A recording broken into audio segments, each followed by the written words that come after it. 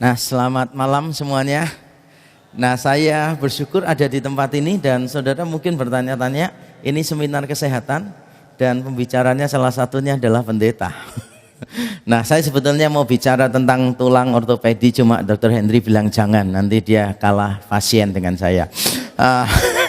Saya akan bicara tentang satu topik yang penting sekali, yaitu tubuh dan Tuhan. Dan ini merupakan topik yang sangat penting. Mengapa topik ini sangat penting? Yang pertama karena apa yang kita mau perbuat kepada tubuh kita itu bergantung pada seberapa nilai tubuh kita bagi kita. Seberapa nilai tubuh kita itu akan menentukan bagaimana kita memperlakukannya. Dan saya yakin ini tidak sukar untuk dipahami. Karena kalau kita punya barang yang berharga, maka kita akan pegang dan pelihara begitu rupa. Saya pernah menanyakan pada mahasiswa, seandainya kalian bawa buku textbook kuliah dan bawa handphone, tiba-tiba terpeleset, jatuh, ada kubangan air, cuma bisa menyelamatkan satu, yang diselamatkan apa? Mayoritas jawab handphone. Dan itu memberitahu mana yang lebih penting, handphone atau textbooknya. Jadi kalau misalnya ada anggota keluarga kita kecelakaan dan memberitahu, "Pak, aku kecelakaan." Kemudian kita tanya, "Mobilnya enggak apa-apa?" Berarti bagi kita yang lebih penting adalah mobilnya daripada orangnya. Nah, begitu pula mengapa kita perlu bicara tentang tubuh dan Tuhan? Karena tidak peduli bagaimana saudara merawat tubuh saudara, itu ditentukan oleh bagaimana saudara menilai tubuh itu. Tapi mungkin saudara berkata begini, ada orang yang tidak tahu nilai tubuhnya, tapi ternyata dia merawat dengan baik, ya berarti dia merawatnya dengan salah. Orang yang tidak paham tubuhnya itu bernilai seperti apa, orang itu pasti akan memperlakukannya dengan salah. Nah, yang kedua, mengapa kita perlu bicara tentang tubuh dan Tuhan? Karena kalau saya menengok ke belakang, saya menengok ke sejarah gereja, maka saya mendapati hampir di tiap periode ada konsep-konsep yang keliru tentang tubuh manusia. Dari yang dianggap paling sampah, paling rendah, nggak ada gunanya, sampai pada yang paling mulia diagung-agungkan. Dan kalau kita coba lihat dua ekstrim ini, maka saya yakin ini juga tidak sukar kok untuk kita pahami. Misalnya, di dalam kekristenan, di dalam 1 Korintus misalnya, kalau saudara membaca pasal yang ke-6, maka ada jemaat-jemaat Korintus yang berzina dengan pelacur, tapi merasa tidak salah. Mereka merasa bahwa segala sesuatu halal kok, di dalam Kristus kita punya kebebasan kok. Loh, kok aneh ya? Bahkan mereka mengatakan begini, tubuh ini kan sebentar lagi binasa. Jadi apapun yang kita lakukan terhadap tubuh kita sebetulnya tidak membawa efek yang begitu panjang kok. Jadi kita mau lakukan apapun terhadap tubuh kita, that's fine. Karena apa? Tubuh tidak berharga. Makanya mereka pakai untuk percabulan, mereka merasa tidak salah. Mereka berkata bahwa makanan dan tubuh itu sama. Makanan dimakan, setelah itu terbuang dan hilang. Tubuh juga gitu, dipakai setelah itu terhilang. Ternyata bukan cuma jemaat Korintus yang salah. Kalau kita melihat di abad permulaan, maka kita menemukan ada banyak orang yang merasa bahwa tubuh ini adalah sumber dosa, bahwa tubuh ini adalah sesuatu yang jahat, sehingga semua keinginan tubuh itu coba ditolak. Ada orang yang puasa, benar-benar puasa, tiap hari puasa terus nggak mau makan cuma sehari sekali. Kadang makan itu bisa sampai seminggu cuma sekali. Mereka benar-benar membatasi keinginan tubuh. Dan saudara mungkin sudah pernah membaca bahwa banyak pemimpin gereja di abad permulaan yang mengebiri dirinya. Jadi bukan cuma sunat, tapi mengebiri dirinya. Kalau istilah saya itu sunat itu potongan 10%, kalau mengebiri itu cuci gudang kan gitu. Jadi benar-benar dia mengebiri tubuhnya gitu, alat kelaminnya dipotong supaya apa? Supaya tidak memuaskan keinginan seksual. Berarti ini punya konsep yang keliru, bahwa seks itu salah, seks itu kotor. Padahal seks itu kan suci sih, kalau dipakai di dalam konteks yang pernikahan kan gitu. Seks itu mulia karena pemberian Tuhan. Nah, kalau kita melihat terus, maka ada banyak konsep yang keliru tentang tubuh. Dan sekarang kita bisa melihat konsep yang keliru juga tentang tubuh, yaitu terlalu membanggakan tubuh. Semuanya diukur berdasarkan tubuh, terutama wanita, tapi sekarang pria juga sama saja. Jadi kalau orang menilai, wah orang itu bagus atau enggak, pertama kali dilihat dari wajahnya, dilihat dari badannya. Makanya operasi plastik itu, wah benar-benar berkembang di mana-mana dan perusahaan plastik juga meraup banyak keuntungan. Walaupun nggak ada hubungannya antara plastik dengan operasi plastik. Jadi orang berlomba-lomba mengeluarkan duit hanya untuk tubuhnya gitu. Nanti ada jerawat satu bingung, wah bagaimana supaya jerawatnya ini tidak ada gitu kan. Orang takut tua gitu. Saudara, ada orang-orang tertentu yang benar-benar merawat tubuhnya. Kalau menurut saya terlalu berlebihan. Jadi nanti ada keriput dikit gitu kan di bawah mata, sudah bingung, nyari benang, ditarik-tarik gitu kan. Apakah salah? Apakah dosa? Ya tidak. Tapi kalau kita meletakkan harga diri kita di situ, maka itu menjadi sesuatu yang keliru. Jadi tidak sukar untuk menemukan bahwa di dalam sejarah gereja orang itu terlalu membanggakan tubuh. Misalnya di sosial media ini banyak anak muda juga datang, ya kan? Kemudian pamer tubuhnya, ya kan, di foto-foto gitu. Seolah-olah nilai hidupnya itu terletak pada tubuhnya.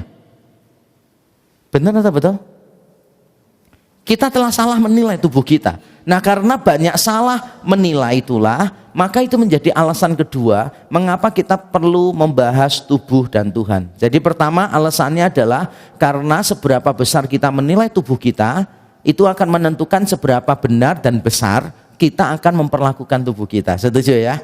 Yang kedua, karena di dalam sejarah gereja kita akan selalu menemukan orang salah menilai tubuh. Nah, karena semuanya salah, banyak yang melakukan kesalahan, maka kita perlu melihat kepada Alkitab dan melihat secara ringkas. Karena materi saya ini cuma pembukaan, nanti Dr. Henry yang lebih banyak bicara, dan saya tahu saudara kesini kan lebih banyak mau tahu tentang tulang, bagaimana kesehatan tulang dan sebagainya. Nah, saya hanya akan memberikan pengantar secara cepat. Nah, saya akan membaginya dalam 3 bagian. Pertama, saya akan menerangkan tubuh dan penciptaan.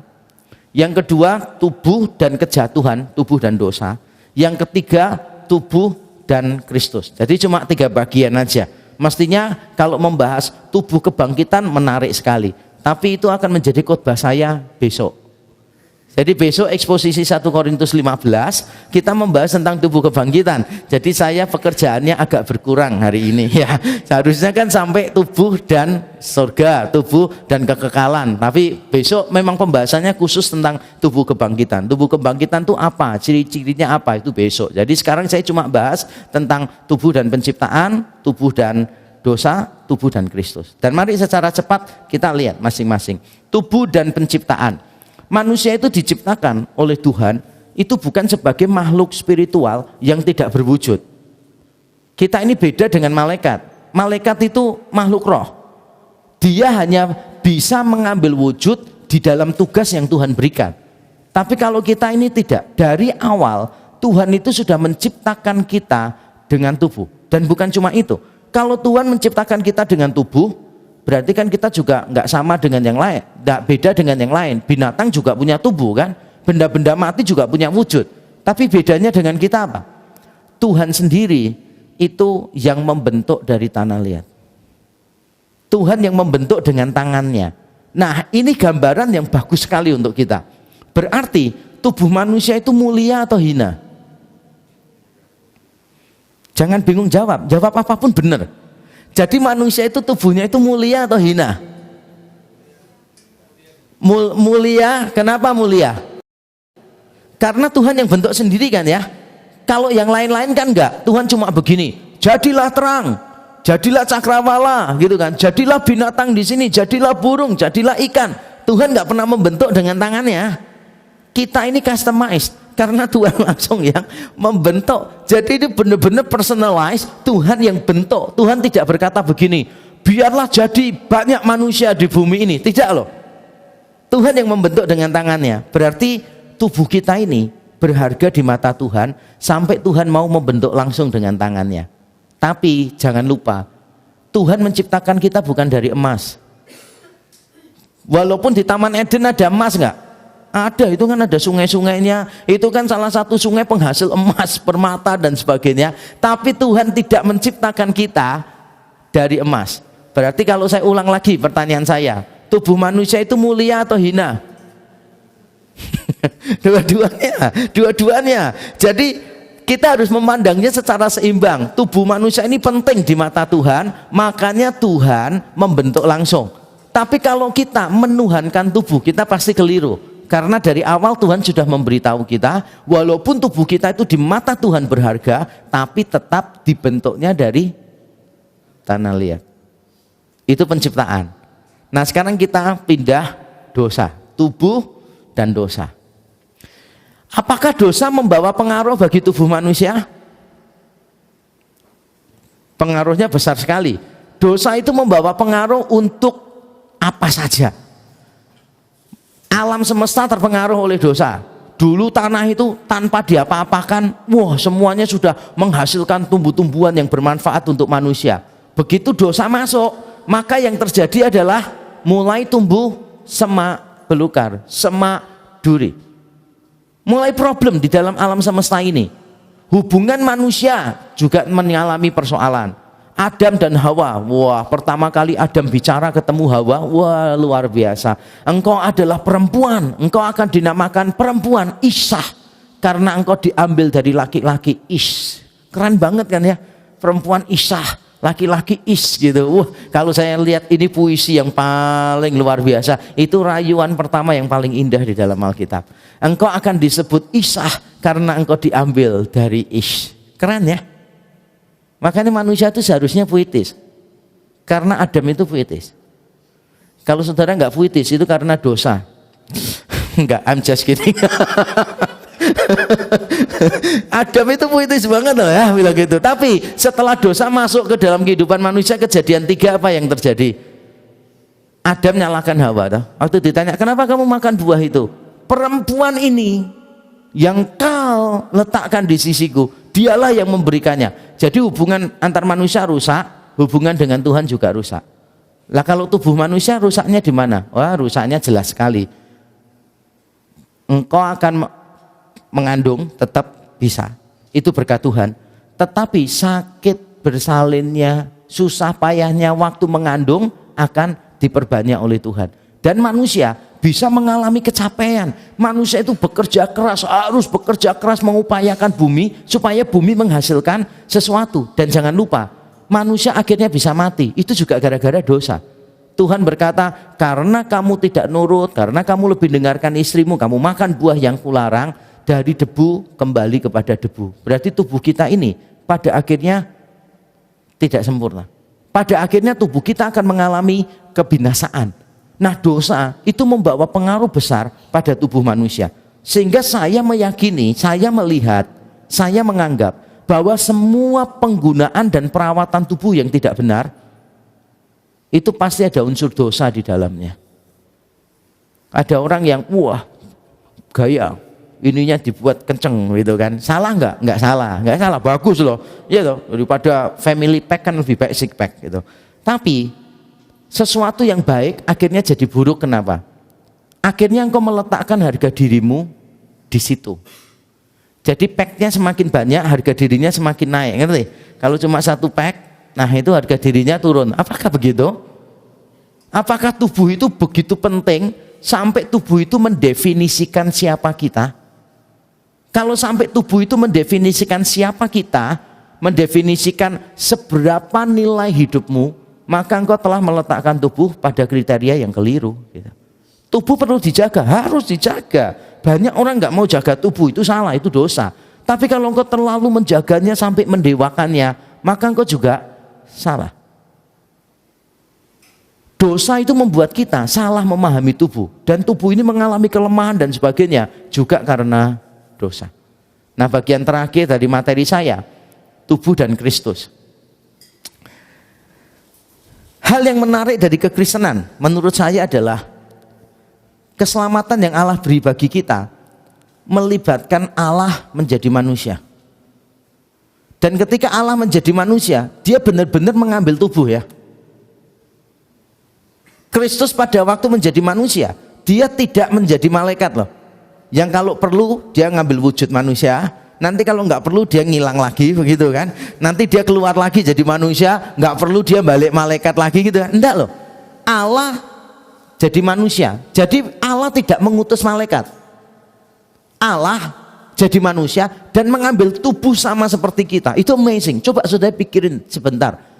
Semua keselamatan yang ditawarkan berbagai macam agama, Tidak ada yang melibatkan Allah menjadi manusia. Dan Allah mengambil tubuh kita loh. Tubuh yang bisa capek loh. Allah, Yesus Kristus jalan lewat, mau pergi dari Yudea ke Galilea, lewati Samaria, capek dia, butuh minum. Nggak ada ceritanya Yesus berjalan jauh, dia capek, lalu dia berkata haus, kemudian dia berkata sudah hilang hausnya. Enggak loh, bener ya. Ketika dia haus, dia duduk di sumur dan dia perlu seorang wanita untuk mengambilkan minum bagi dia. Tubuhnya itu bisa merasakan sakit loh. Pada waktu dia dipukul, pada waktu dia dianiaya selama penyalipan gitu, dia mengalami sakit. Darahnya bercucuran. Bayangkan ya, seandainya Allah itu tidak membiarkan dirinya mengambil tubuh manusia ya. Pada waktu dipaku, semuanya teriakan perempuan-perempuan, wah Yesus, wah. Yesus coba gini,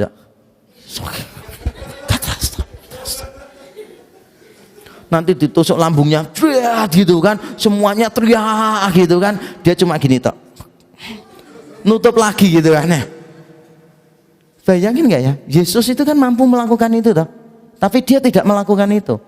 Itulah uniknya kekristenan. Allah menjadi manusia dan dia bukan manusia jadi-jadian. Saya ulang sekali lagi ya, Allah menjadi manusia tapi dia bukan manusia jadi-jadian. Dia benar-benar manusia yang sejati. Dia mengambil kelemahan tubuh kita. Apa yang tubuh kita bisa rasakan, dia rasakan.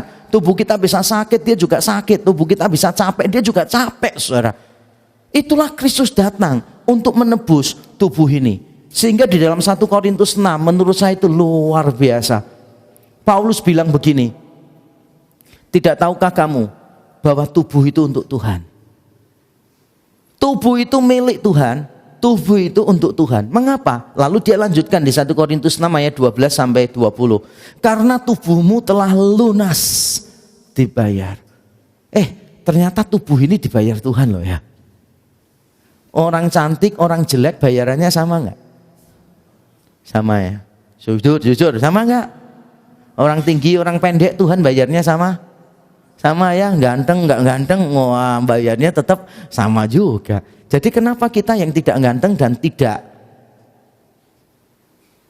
cantik, kok kita ya? Saudara, soalnya kalau kita saya ikut masuk kan ya, saya koreksi ya. Jadi mengapa saudara yang tidak cantik atau tidak ganteng itu merasa diri itu kayak waduh kurang pede begitu kan, merasa bahwa hidupnya itu kurang bermakna, wah semua tiap kali bangun pagi lihat di cermin gitu, aduh kok ada makhluk kayak gini ya gitu kan, tiap kali bangun langsung gini, memalukan gitu kan. Untuk apa ya kan? Engkau mengurusi kulitnya gitu kan. Kenapa aku nggak seputih dia? Kenapa aku nggak semaco dia dan sebagainya gitu kan?